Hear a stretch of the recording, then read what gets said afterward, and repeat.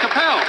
After 9 years of brutal assaults on Canadian energy workers, the Prime Minister just delivered a knockout punch with a production cap on oil and gas development here, which his own department admits will kill jobs and drive investment south of the border. Canadian energy company Enbridge just announced a $700 million project in the U.S. The Prime Minister is creating powerful paychecks for American workers while Canadian workers can't afford their mortgages or food. It's completely baffling why he would kill jobs here just to see them created down south. Is he getting some kind of a commission from the U.S. energy lobby for all the business he's sending them? The Honourable Minister of the Environment and Climate Change. Mr. Speaker, what the member opposite is saying is simply not true. It's a cap on pollution, Mr. Speaker. In fact, production is going to go up 16% by 2030, and companies in Alberta, in the oil sands sectors, are making $1 billion investment to make sure that workers in Alberta have a future and the energy sector has a future, and we can fight climate change at the same time, Mr. Speaker. The Honourable Member from Regina Capel. It's a cap on production, and his own department says it will kill jobs. And let's listen to something else that their own officials are saying. The Prime Minister's own Environment Commissioner has blasted the carbon tax as a failure. Here's some of his conclusions. Quote, the government has not made sufficient progress to reduce greenhouse gas emissions. And quote, Canada remains the worst performer among all member countries of the G7. Every time the Prime Minister makes the carbon tax go up, Canada's climate performance goes down. Yep. Yet he keeps doing the same thing over and over, expecting a different result. So why won't he call a carbon tax election so Conservatives can stop his insanity? The Honourable Minister for the Environment and Climate Change. Mr. Speaker, the Conservative Party of Canada is talking about climate change. We should note this somewhere in a book because it doesn't happen very often. If only they would talk about the fact that for 10 years they did nothing, which is why we had to pick up the slack from what when we came into power, emissions were going to overshoot 2030 by more than 30%, Mr. Speaker. Emissions are down by 8% because of our plan, the lowest emissions in 25 years, no thanks to the Conservative Party. Encourage all members, please, to not take the floor unless they're recognized by the Speaker. The Honourable Member from Regina Capel. Pick up the slack. Under their policies, Canada keeps falling on performance indexes. The only thing this carbon tax is doing is making Canadians poorer, and the results are devastating. A damning new report from the Salvation Army shows the human suffering this Prime Minister is inflicting on Canadians. Let's look at the report. First-time users of food banks shot up this year from 43% to 58%, and 1 in 4 parents are eating less so their children can eat. This is in Canada. How can he be so cold-hearted? Why won't he at least let Canadians decide in a carbon tax election? The Honourable Minister for Economic Development in Quebec. Monsieur le Président, savez-vous qui... Mr. Speaker, do you know who has an inferiority complex in this place? It's the Conservative Party, because Canada has the lowest inflation. Interest rates are going down.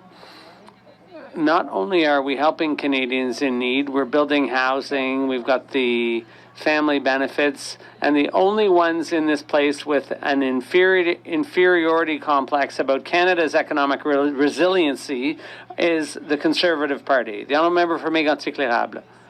The Prime Minister, supported by the Bloc, we learned today that our greenhouse gas emissions records are not reliable.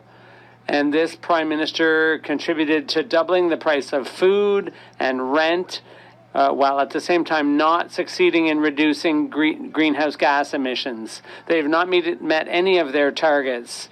When will the Prime Minister call an election so that we can cut taxes? The Honourable Minister of the Environment. Mr. Speaker, you're going to have to put this on your calendar.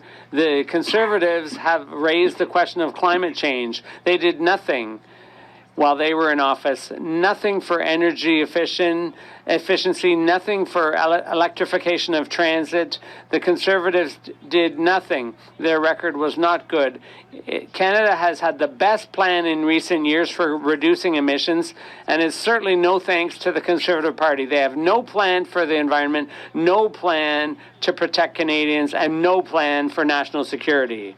The Honourable Member for Mégantic-L'Érable.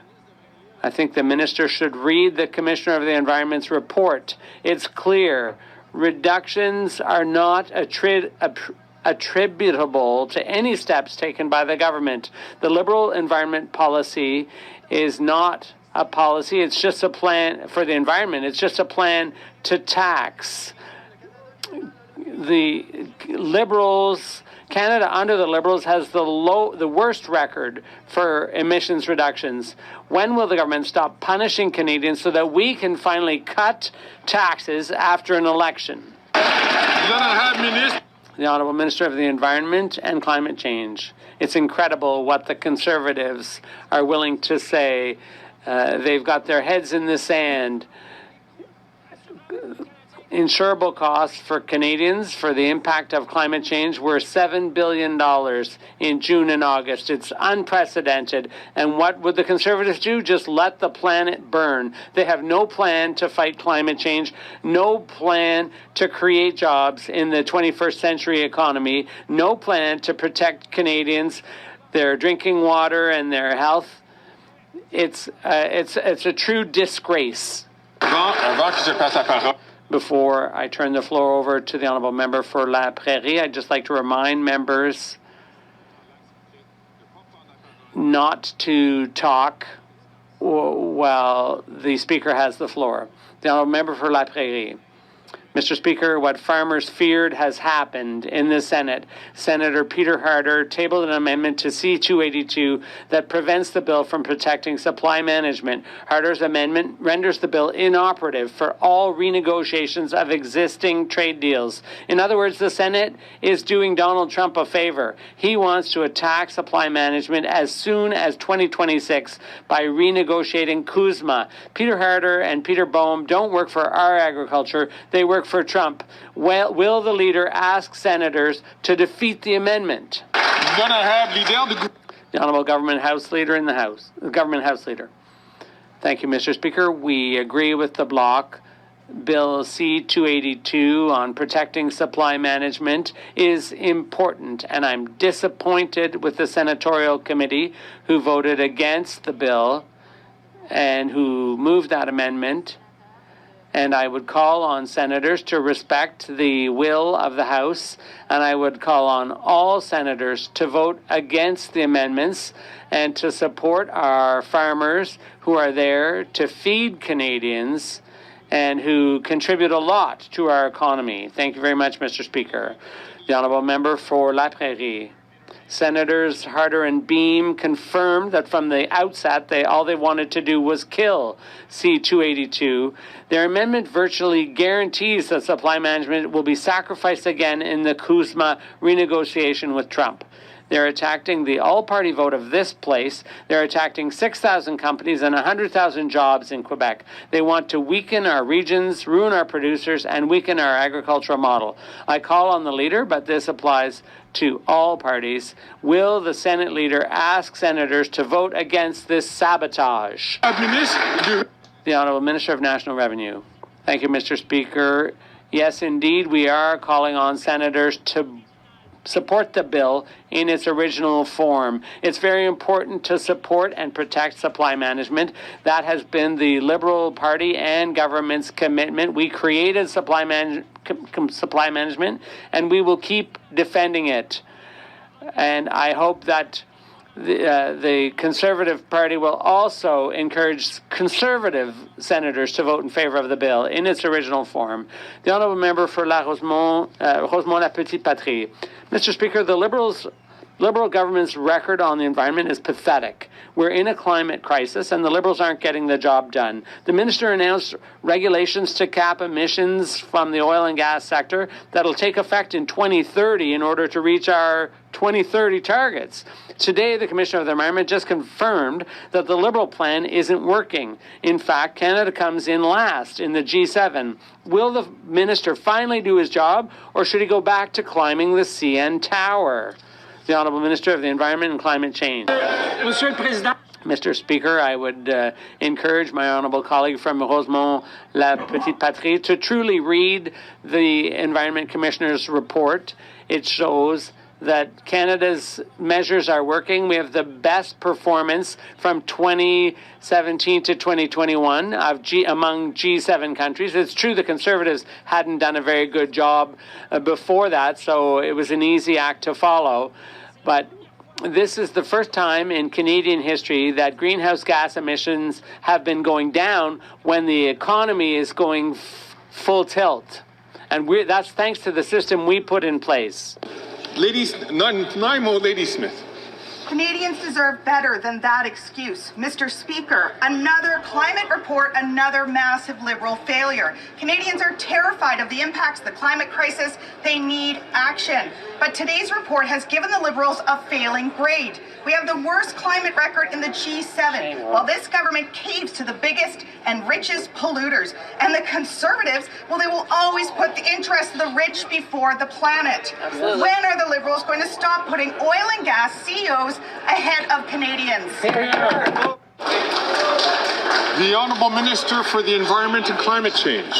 One of the key measures, Mr. Speaker, of our climate change plan is putting a price on pollution. And on May 8th, the member from Rosemont-La Petite Patrie said, and I quote, "This is why New Democrats, as progressive and environmentalists, are in favor of putting a price on pollution." Well, Mr. Speaker, I guess that under the pressure from the Conservative Party of Canada, the NDP are no longer progressives and they're no longer environmentalists. On this side of the House, we will continue to fight for climate change. We will continue to fight for Canadians.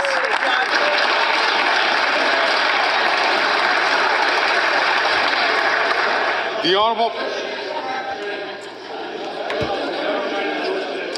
Honourable Member for Battle River Crowfoot. Last week, the government's own data revealed that oil and gas is the only sector of the economy showing signs of life. And on Monday, the NDP Liberals announced a job-killing cap on oil and gas production. The government's own analysis admits that their cap on production will cost thousands of jobs and billions of dollars, destroying Canadian paychecks. No wonder Canadian-based Enbridge is building a $700 million pipeline in the United States. Wow. This Prime Minister is creating powerful paychecks for American energy workers and American steel workers, while Canadian workers can't afford their food or rent. Why is this Prime Minister driving investment jobs away from Canada towards the United States? The Honourable Minister for the Environment and Climate Change.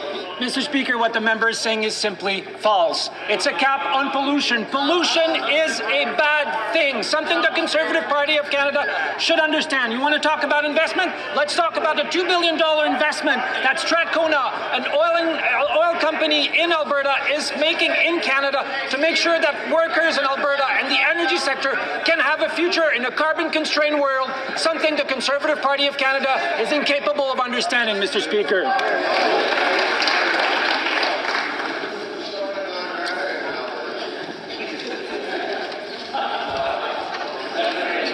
Colleagues, especially when the Speaker stands up and the House is quieting, that's not the time to interfere.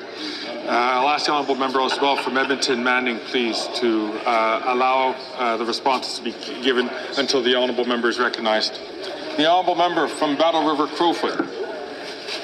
Mr. Speaker, that minister may not understand how the energy industry works, but Canadians do. Regardless of the name, this cap is going to drive investment out of Canada, costing Canadians their jobs. It's been 9 long years of a Liberal government bent on destroying the Canadian energy sector, despite the industry being the biggest driver of the Canadian economy and employing hundreds of thousands of Canadian workers. So I'll ask the question again. Why is that extremist minister and that Prime Minister helping Donald Trump create American jobs? The The Honourable Parliamentary Secretary to the Deputy Prime Minister and Minister of Finance. Foreign direct investment, Mr. Speaker, is up in Canada. Investors are coming to Canada because we provide stability. We provide opportunity. Mr. Speaker, Canada has a long-standing history of standing up and protecting Canadian workers. And when it comes to the last NAFTA negotiations, it was the Conservative Party of Canada that asked us to back down. Well, we didn't, Mr. Speaker. We stood up for steelworkers. We stood up for our auto workers. We stood up for our agricultural workers and our farmers, Mr. Speaker, and we'll do it again.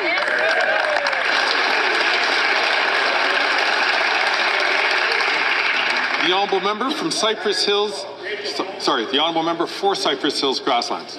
Speaker, after 9 years, the NDP Liberals are not worth the cost as they continue to crush the Canadian energy sector. This week, they announced their job-killing oil and gas production cap. Enbridge, a company based in Calgary, is taking their $700 million investment out of Canada to build a pipeline in America. That's jobs and powerful paychecks for American pipeliners, for American engineers, and for American truckers. Why is the Prime Minister so focused on creating powerful paychecks for Americans and not for Canadians? The Honourable Parliamentary Secretary. Consult experts that disagree with them, but recently their go-to guy, Sylvain Charlebois, said climate change is the agri-food sector's greatest challenge and agreed that climate change is a major driver of food price inflation. So if Conservatives actually cared about elevated food prices, they'd have a plan to address climate change, but they don't. They've got nothing. No plan to address the biggest challenge in the agri-food sector. No plan to address the biggest driver of food price inflation. Now, are they going to start attacking this expert too? Yeah. The Honourable Member for Cypress Hills Grasslands. Mr. Speaker, it's time for the Liberals to get back to the real world where Canadians are struggling to eat, heat, and house themselves. While the minister tries to claim that the production cap is going to create thousands of jobs, his own department is saying that's going to cost the Canadian economy billions of dollars and that we're going to lose thousands of jobs. The Canadian oil and gas industry already provides powerful paychecks for our people. So why is the Prime Minister so hell-bent on destroying those powerful paychecks and giving them to Americans? The Honourable Parliamentary Secretary to the Deputy Prime Minister, Minister of Finance. We love powerful paychecks, Mr. Speaker. Actually, wages have outpaced inflation in Canada for the last 20 months, Mr. Speaker. The member opposite wants to talk about the United States. Well, I've got some information for him. Last week, the economist David Rosenberg said U.S.-based investors should strongly consider moving from New York to Toronto, Mr. Speaker. Now, I am not a Leafs fan, Mr. Speaker, but I happen to agree with that economist, and I know that investors right around the world are looking to Canada.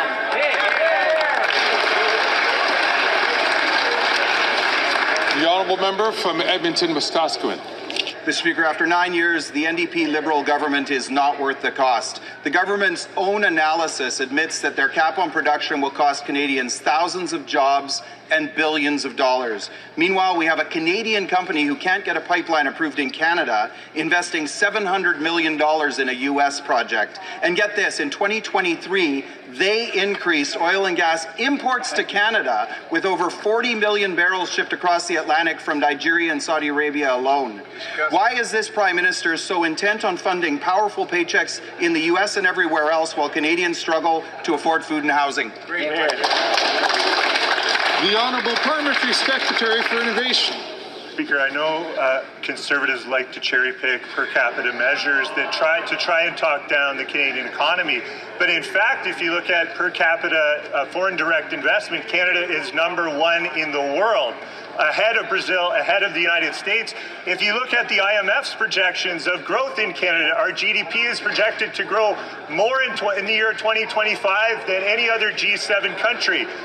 We will not apologize on this side of the House for being optimistic about Canada's future. The Honourable Member for Coast of Bay, Central Notre Dame. After 9 years, the NDP Liberals are not worth the cost, especially for Newfoundland and Labrador's offshore oil and gas industry, where for the second year in a row, there were no bids for new exploration licenses. Energy NL says it was not unexpected, pointing to a complex, inconsistent, and burdensome regulatory system, including the only emissions cap in the world. So, Mr. Speaker, will these economic assassins get rid of that stupid cap so that we can export Canadian oil and gas instead of jobs?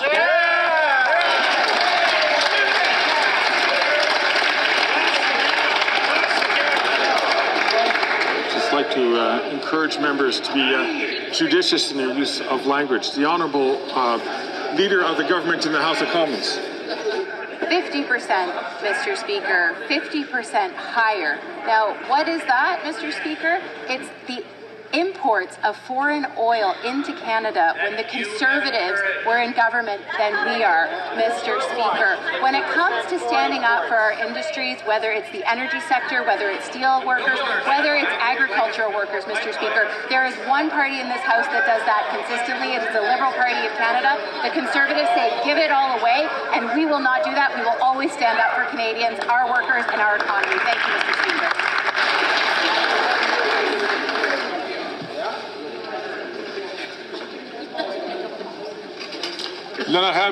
The Honourable Member for Lac-Saint-Jean.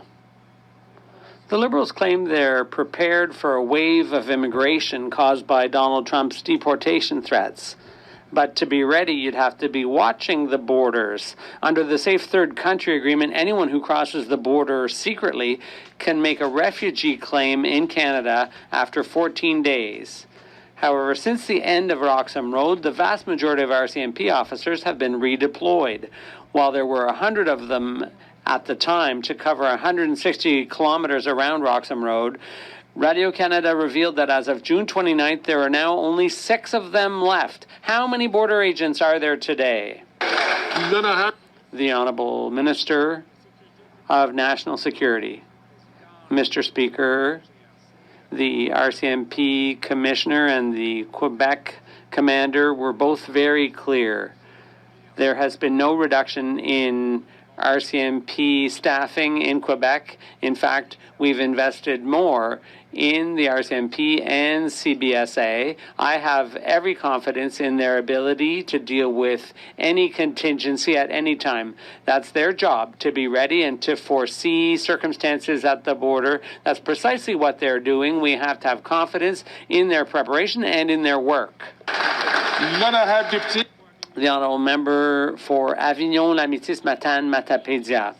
Mr. Speaker, Quebec is so concerned that they're considering policing the border themselves. This morning in committee, the Minister of Public Security told me he was surprised that François Legault would want to send officers to the border because it's purely and completely a federal responsibility. Well, that's the problem. It's federal jurisdiction, but the feds don't seem to have a plan for the border. Nature abhors a vacuum, so with the federal government nowhere to be seen at the borders, Quebec needs to react. What's the plan, and how many more officers are being deployed? The Honourable Minister of National Security. Mr. Speaker, I greatly appreciate the question from my colleague. In fact, I enjoyed our exchange earlier in committee. We talked about this very question. I reassured the committee, and my colleague was there, that the RCMP and Border Services are ready for any contingency. There are plans in place. They've been there for months. I think we need to have confidence in them and understand that giving the details of operational plans for politicians to do that on the floor of the House of Commons would be very irresponsible. The Honourable Member for Avignon, Lamitis, Matane, Matapédia.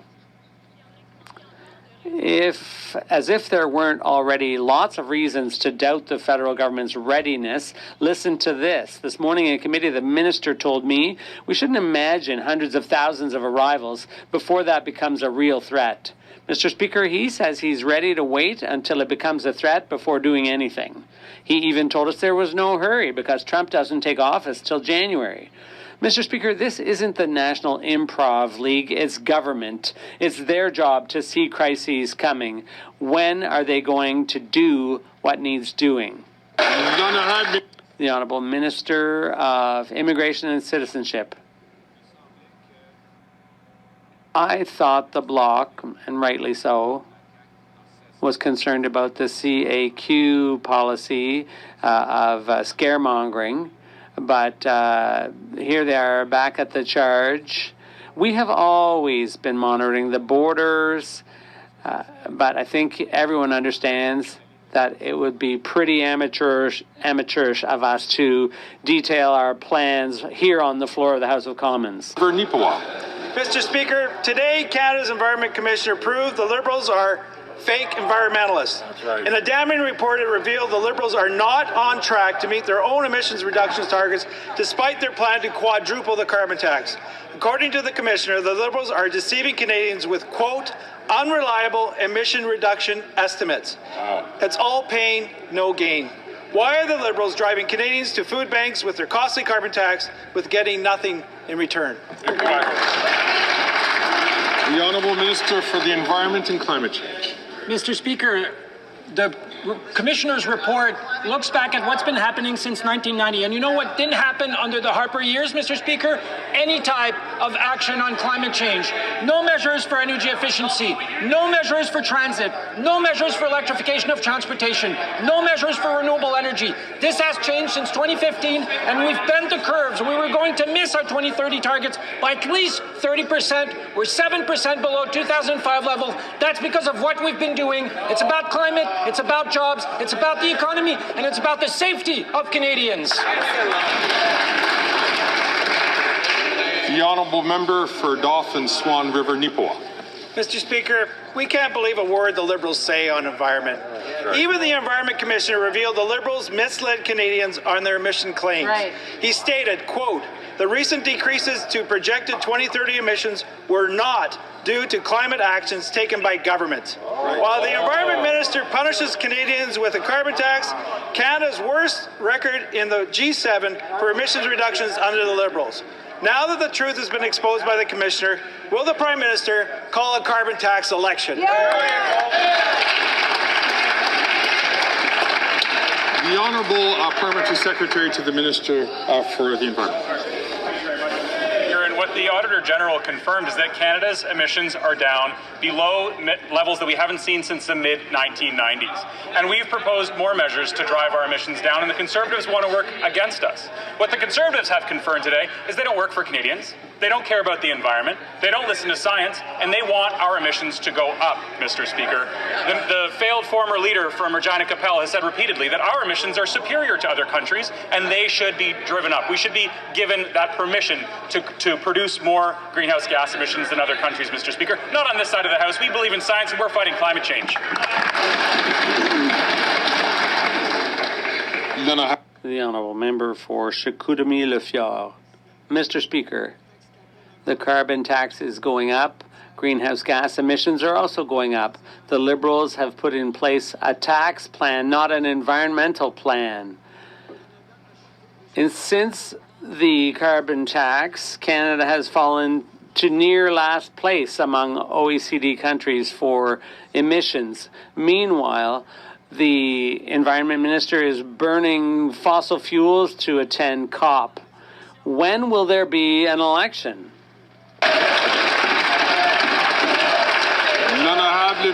The Honourable Minister of Fisheries and Oceans. Look, Mr. Speaker, I think we've already answered that question. But what Canadians would like to know is about the potential show of leadership when it comes to national security. And the question for the Conservative leader is, how is it that somebody who one day wants to be in charge of the Coast Guard can't even get a security clearance? What does he have to hide? What do they have to hide? What do they not want us to know, Mr. Speaker? They should do their job and get the security clearance. The Honourable Member from Vancouver East.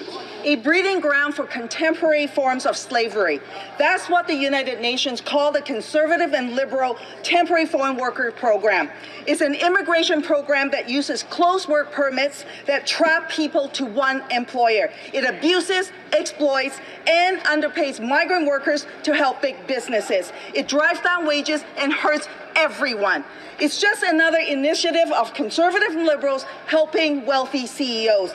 Will the Liberals stop this exploitation of migrant workers by ending the closed work permit system? Yes or no? The Honourable Parliamentary Secretary for the Minister of Employment and Workforce Development. Mr. Speaker, the mistreatment and abuse of temporary foreign workers is unacceptable. Everyone deserves to work in safe, healthy, and dignified conditions. Under our watch, we have mandated employers provide all TFWs with information about their rights in Canada, prohibited reprisal by employers against workers who come forward with complaints, and prohibited employers from charging recruitment fees to workers.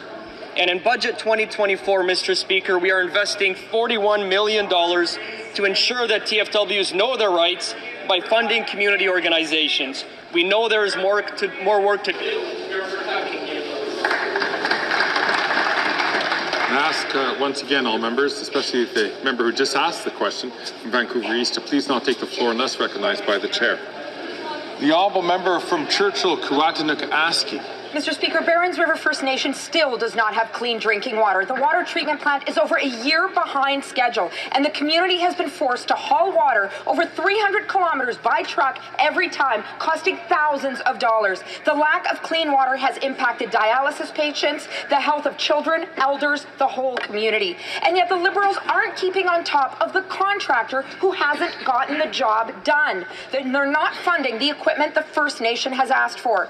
Once again, the Liberals are failing First Nations on clean water. What are they going to do to deliver clean water to Barons River now? The Honourable Minister for Indigenous Services. I want to thank the members of the INAN Committee who passed a government amendment declaring a human right to clean drinking water on First Nation, historic for this country, Mr. Speaker. And I really hope the member opposite will help ensure that we have smooth passage of this bill through this House and into Senate so we can get this law in place and protect water for generations to come. And I also want to congratulate two of the First Nations in her own riding who just recently received funding for K-12 schools. Thank you, Mr. Speaker. The honourable member from Egmont. Mr. Speaker, one of the most difficult tasks faced by our government was to repair Veterans Affairs Canada after all the damage done by the former Conservative government. I know that it was tough to fix, but I also know that many hardworking public servants at Veterans Affairs headquarters on Prince Edward Island are proud to make a positive impact once again. As that most solemn of days approaches, November the 11th, will the Minister of Agriculture share with this House how our government has been helping to make a difference in the lives of veterans and their families? The Honourable Minister of Agriculture and Agri-Food. Mr. Speaker, I thank my honourable colleague from Egmont for his question. And as you're aware, Mr. Speaker, the former Conservative Government of Canada slashed funding from the Department of Veterans Affairs, slashed hurt veterans, and closed 9 Veterans Affairs offices right across the country that serve veterans right across this country. Since we formed the government, Mr. Speaker, we have invested over $11 billion in veteran support and have opened the 9 offices across this country. Veterans can be assured that our government, the Liberal government, will continue to support veterans right across the country. The honourable member for Leeds, Grenville, Thousand Islands and Rideau Lakes. Revelations in court filings show that there's another lawsuit against the Liberal minister from Edmonton showing that he broke the law. This one shows that his shady company and his business partner, well, he's now been directly named in this lawsuit in their search for buyers. Quote, they're going to sell this. I just updated Felix and Randy. And quote, are you confident? Really? I won't tell Shauna, Felix, and Randy yet. After 9 years of this NDP Liberal government, they're not worth the cost or the corruption. So will the Liberal minister from Edmonton stand up and admit to Canadians that he broke the law? Yeah. The Honourable Leader of the Government in the House of Commons. Thank you, Mr. Speaker. Mr. Speaker, this issue has been dealt with by the Ethics Commissioner, who has cleared that member on 3 occasions. When it comes to his former business partner, we agree with this House. He should have been clear and answered those questions, and now he will face those consequences. Thank you, Mr. Speaker. The honourable member for Leeds Grenville, Thousand Islands and Rideau Lakes. Canadians can't believe a word from these Liberals when it comes to this scandal. We know that the cabinet minister was sitting around the table while his company was applying for federal government contracts, and we know that his business lied before a parliamentary committee. But there's more explosive reporting today about the Liberal minister from Edmonton and his company fraudulently applying for government contracts. Now, experts are saying that if this is proven to be true, that the Prime Minister should expel the minister from cabinet. Conservatives are saying we should call the cops. So will the Prime Minister fire him today or wait till he's dragged out in handcuffs?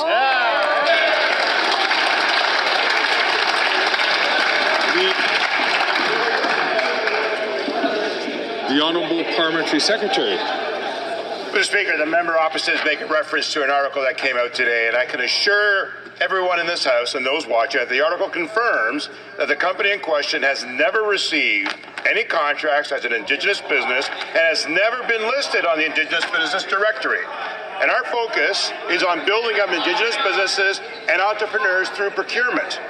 We're not going to let any members across the way try to block the progress to achieving economic reconciliation, Mr. Speaker. We will continue to work with Indigenous partners to reduce the barriers and increase participation in federal procurement.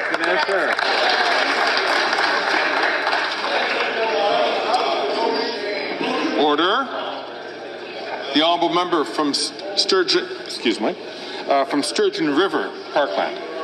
Mr. Speaker, Indigenous people are outraged that government contracts meant for Indigenous businesses are being scooped up by shady companies with no Indigenous connection. Today we learned that the Minister of Employment's fraud-ridden company, Global Health Imports, claimed to be Indigenous in order to try and secure millions in lucrative government contracts. Now this all happened while the Minister of Employment was actively running the company. It's time to end the charade. When will the Minister admit that he is the real Randy and acknowledge that it's wrong to falsely claim Indigenous heritage and take contracts meant for Indigenous peoples and resign? The Honourable Parliamentary Secretary to the Minister of Public Procurement Services. Speaker, we're taking every effort to ensure that Indigenous people are properly associated with the contracts that are procured. That's why we've established the very motion that's going forward. Members opposite want to criticize and be critical of the program, but it's essential to ensure that Indigenous people have the right, have the ability for economic success and integration so that they too can succeed, and that we get and we understand that those on the Indigenous list are managed appropriately, and the procurement process is also taking transparent measures forward. The honourable member from Halliburton, Kawartha Lakes, Brock. Speaker, today it was revealed that a company co-owned by the employment minister bid on federal contracts while claiming to be Indigenous owned. The company, Global Health Imports, has two shareholders. Perhaps three if you count the other Randy. But according to the Assembly of First Nations, the Liberals' Indigenous procurement program is being abused by shell companies, with the vast majority of those federal contracts going to non-Indigenous businesses.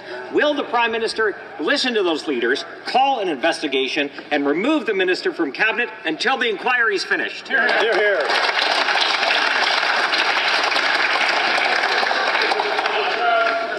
The Honourable Parliamentary Secretary to the Minister of Public Services and Procurement.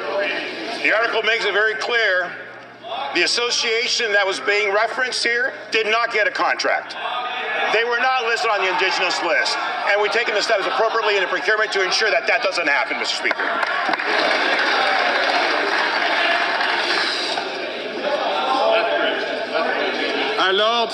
Order.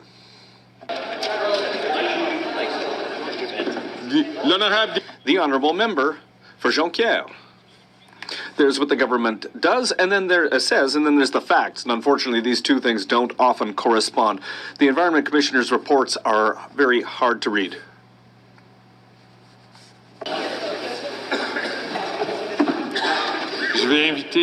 I would invite the honourable member for Jonquière to start again from the top, please. There's what the government says, and then there's the facts. And unfortunately, these two things don't often correspond.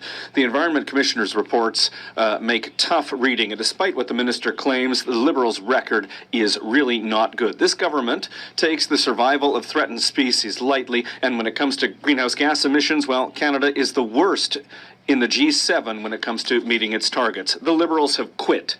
Are they really ready to leave biodiversity and the fight against climate change to the Conservatives? The Honourable Minister of the Environment and Climate Change. Well, thank you, Mr. Speaker, and my colleague knows how much respect I have for him, but you know, a good part of his party is allied with the Conservative Party to bring down the government to prevent a cap on emissions in the oil and gas sector. They want to prevent us from putting in place a law to protect nature. And when we came to power in 2015, Mr. Speaker, Canada didn't protect even 1% of our oceans and our coasts. We're up to 16% today. We'll be at 30% in 2030, as we promised in Montreal at COP15. For the second time today, I'm going to ask the honourable member from Miramichi Grand Lake to please not take the floor unless recognized by the chair.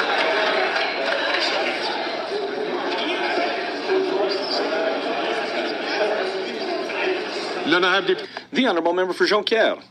Canada has just 6 years to meet its greenhouse gas emissions target of 45% under 2005 levels. 6 years. According to the Environment Commissioner, Canada has only reduced emissions by 7.1% as of 2022. That's a terrible record. By the time the federal government wakes up, all the forests will have burned and all the glaciers will have melted. 7.1%, that's not even a sixth of the goal. And, I mean, come on, Mr. Speaker, do they really want to leave the future of the planet in the hands of the Conservatives and their friends in the oil and gas sector? The Honourable Minister of the Environment and Climate Change. Mr. Speaker, I'd like to remind my colleague that when we came to power in 2015, the projections were that Canada was going to miss its 2030 target by at least 30%. We have flattened the curve, and as of 2022, we were at 7.1% under 2005 levels. That's the difference between the two. It's like the equivalent of adding 79 million cars to Canada's roads with, pollution. We didn't do that because of our plan, and I look forward to working with my colleagues so that Canada can do more to fight climate change. The honourable member for Banff Airdrie. After 9 years, the NDP Liberals are not worth the cost of housing, and veterans who fought for our country are feeling the pinch more than anyone. Sadly, veterans are 3 times more likely to become homeless. And a recent study indicates that there's 4 times more homeless veterans than the government claims. As many as 10,000 homeless veterans, in fact. Terrible. That's 10,000 too many. Yeah. So how can the government who caused the problem and who won't even admit the extent of the problem be trusted to fix the problem? Hear, hear. The Honourable Minister for Housing, Infrastructure and Communities. Mr. Speaker, the cost of sending our citizens to war includes the cost of taking care of them when they come home. That's why we have moved forward with programs that are designed to actually ensure that communities have the capacity to provide housing to those who have put their lives at risk in order to protect our country overseas and at home. Mr. Speaker, I recently was able to work with the Canadian Alliance to end homelessness, to scale up a program that has ended functional homelessness for veterans in 3 communities across this country so they can expand it to 26 additional cities. We've also worked very closely with community organizations across this country, and what's disappointing, Mr. Speaker, when it came time to put your position on the record, the Conservatives voted against these programs. The honourable member for Banff Airdrie. Well, the number of homeless veterans just keeps going up, so obviously the photo ops and press releases aren't getting the job done, Mr. Speaker. The Veterans Association Food Bank in Calgary reports that in the last 6 months alone, their numbers have tripled in what they're spending to keep veterans housed, clothed, and fed. Veterans served our country, and they deserve better than the homelessness and hunger that they're getting from this NDP Liberal government. Veterans, like all Canadians, can't afford the cost. So when will the Prime Minister call a carbon tax election so veterans can finally get the respect they deserve? The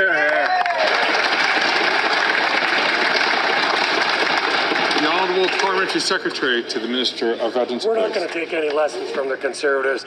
They shut down 9 Veterans Affairs offices. We opened 9, plus another one in my hometown of Surrey Centre. They laid off 1,000 Veterans Affairs officers who are there to help veterans get the services they need. We reinstated those services. We've created services to help those veterans get the needs that they need, and we will continue to do so going forward. Thank you, Mr. Speaker. The Honourable Member for Bellechasse-les-Etchemins-Lévis. Mr. Speaker, after 9 years of this Liberal government, the cost of rent and housing has gone up. It's doubled, and homelessness is up. The Bloc has supported the Liberals for 2 non-confidence votes. The Conservatives are calling for cutting the GST on new homes, and we've heard from many who feel that the Conservative leader's plan is a step in the right direction. Will the Liberal Bloc cut the GST on housing, or is it going to continue to fund its programs that build 0 new homes? The Honourable Minister of Housing, Infrastructure and Communities. Honestly, Mr. Speaker, as the member knows very well, we are making investments to build affordable housing. Just as an example, in the Housing Accelerator Fund, we have an agreement underway with Quebec to build 8,000 social housing units. The Conservatives are against that, Mr. Speaker. Mr. Speaker, they talk about when we cut GST for apartment rent, the Conservatives for building apartments, the Conservatives were against that. The Conservatives' leader's strategy is just to cut, and that's unacceptable. The Honourable Member for Davenport. Mr. Speaker, cities like Toronto are on the front lines when it comes to responding to the housing crisis. That's why last year we announced a $500 million federal investment in Toronto through the Housing Accelerator Fund to unlock over 53,000 new homes over the next decade. Last week, the Conservative leader announced a plan that will impact home building in Toronto by making dangerous cuts to housing investments. People in my constituency of Davenport can't afford these kinds of enormous Conservative housing cuts. To the Minister of Housing, how can we stop these Conservative cuts and solve the housing crisis for Canadians? Really good question. Thank you very much. Minister for Housing, Infrastructure and Communities. I want to offer a couple of points. First, I want to thank my colleague for her advocacy for her community to receive funding through the Housing Accelerator Fund, which is delivering hundreds of millions of dollars for housing in Toronto. Fascinating, Mr. Speaker, is the Conservative strategy, which is now to forbid their MPs from advocating for their communities. On this side of the House, we have community advocates who will stand up so their communities get the funding they need.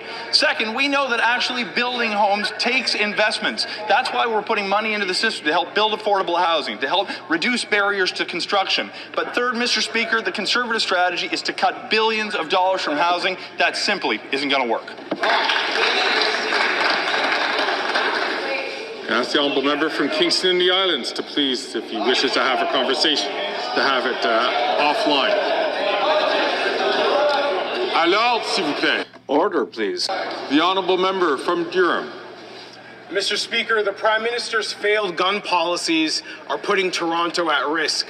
This year, there have been 126 more shootings in Toronto compared to last year, and Peel Regional Police report seizing 1 illegal firearm every 36 hours. The Liberal MPs who were elected from the Toronto area should be here making noise about these problems, but they're silent. And why are they silent, Mr. Speaker? Because they've decided to back up the Prime Minister's failed policies. When will they stop choosing the Prime Minister over the people?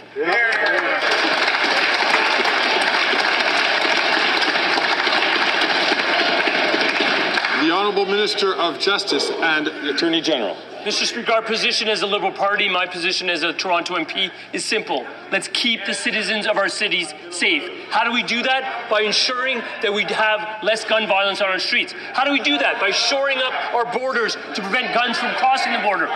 The specific border services that party cut when they were in power prior to 2015. What we also do is we recognize the important impact on domestic violence that gunfare has. When we keep guns out of the homes in people in cities in Canada, what we're doing is ensuring that domestic violence doesn't have a pernicious impact on women. That's how you keep Canadians safe. The Honourable Member from Durham. I want my friends and neighbors in Toronto to take note. This Liberal Justice Minister is looking back at things that happened over 10 years ago while he's been here for 9 years and takes zero responsibility for crime getting worse. Imagine that, getting elected to serve your constituents, sitting here for 9 years and can't take a single bit of responsibility for a problem that he should be trying to fix. Mr. Speaker, it's very, very clear. Crime is worse. The Liberal MPs elected to serve Toronto are failing to do their job. When will they stop choosing the Prime Minister over the people? The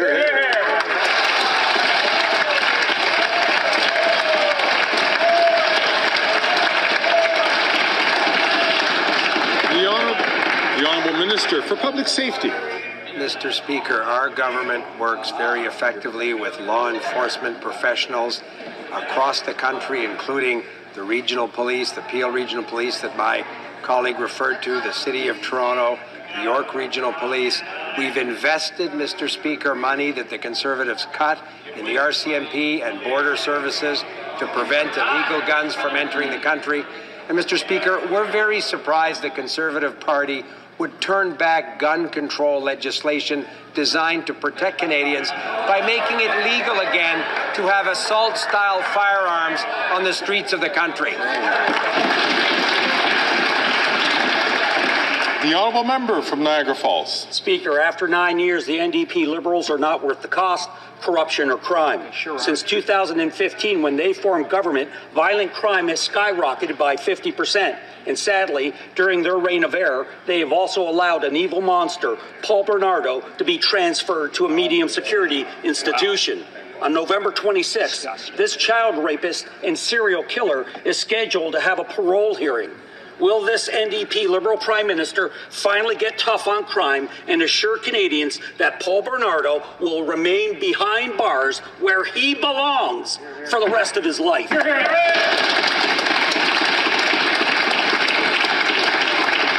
Honourable Minister for Public Safety.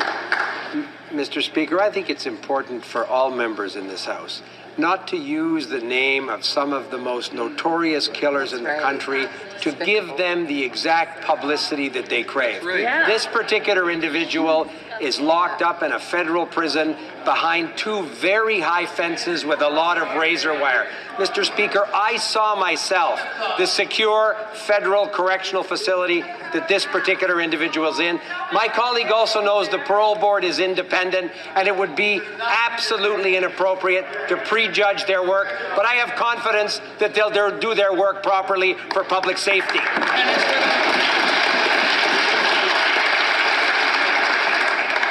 The Honourable Member for Halifax West. Speaker, this summer, millions of Canadians tuned into CBC to cheer on Team Canada at the Olympic and Paralympic Games in Paris.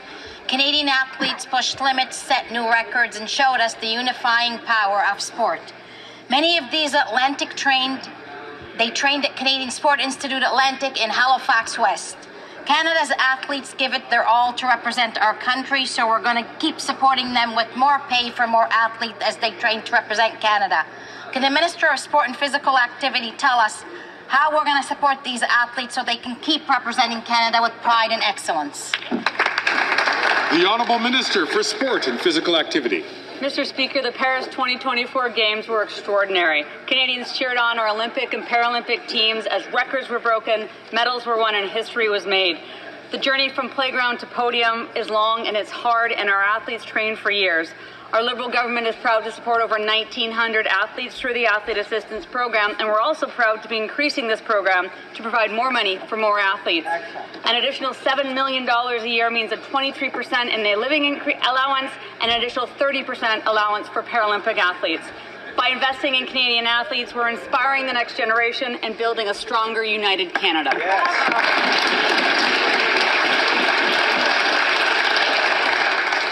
The Honourable Member for Port Moody Coquitlam. Mr. Speaker, homelessness is growing amongst seniors for the first time ever. Canadian seniors who live on fixed incomes are being hit hardest by skyrocketing rents driven by unregulated corporate greed. The Liberals have sat by while private investors jack up their rents and squeeze our parents, grandparents, and veterans out of their homes. When will the Liberals stop caving to corporate landlords and private long-term care investors to protect seniors? The Honourable Minister for Housing, Infrastructure and Communities. Mr. Speaker, I thank my honourable colleague for her question, and I share her concern about the plight of some of Canada's most vulnerable, those without a roof over their head. In order to address those challenges, we need to ensure that we build out the affordable housing stock so people can find a place that is safe, that they can afford. That's why we're moving forward with billions of dollars of investments to help build affordable housing in this country at a pace that is not seen in many decades. It's why we put money on the table to support nonprofits to buy up existing affordable housing that exists in the market to ensure that it remains affordable forever. And it's why we have restored, after decades of cuts, more investments in cooperative and affordable housing. We'll continue to do what it takes to ensure every Canadian. The Honourable Member for Spadina, Fort York. Mr. Speaker, Canadians will soon pause to remember the brave men and women of Canada's armed forces who served our country and made the ultimate sacrifice. Whether in Flanders, on Juno Beach, the hills of Korea, or the sands of Afghanistan, they fought for Canada, for our democracy, and the freedoms that we all enjoy today. Mr. Speaker, I'm proud to wear this country's uniform. I believe in our democratic institutions. I believe all members of this House are duty-bound to accept and hold high the torch passed from those fallen in the defense of Canada. Mr. Speaker, I respectfully ask the government if they all can say the same.